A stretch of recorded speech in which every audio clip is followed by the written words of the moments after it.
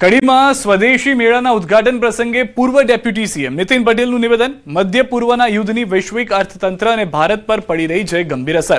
Iran Israel યુદ્ધથી crude ઓઇલની supply ખોરવાઈ, ઉદ્યોગને મોટું નુકસાન। પીએમ મોદીની સફળ વિદેશ નીતિથી યુદ્ધગ્રસ્ત દેશોમાંથી ભારતીયોનું રેસ્ક્યુ સુરક્ષિત કરવામાં આવ્યું છે।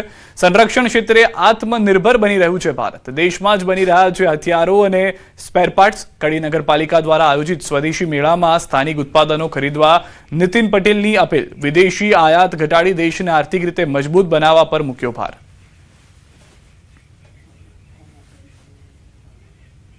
ભારતનું તમામ પેટ્રોલ ડીઝલનું રોજનું કરોડો લીટરનું આપણે આયાત કરવી પડે છે। હવે આ યુદ્ધ જે થયું છે એમાં જે એકબીજા દેશો ઉપર હુમલા થઈ રહ્યા છે એના કારણે જે તે દેશોની અંદર એનું ઉત્પાદન ઘટી ગયું છે। ત્યારે નાના નાના ઉદ્યોગો આજે બધું મેં કહ્યું ને, તોપો બને, ટેન્કો બને, મોટી મોટી ટ્રકો બને, મિસાઇલ્સ બને, ઉપગ્રહ બને, રોકેટ બને, એમને નથી બનતું।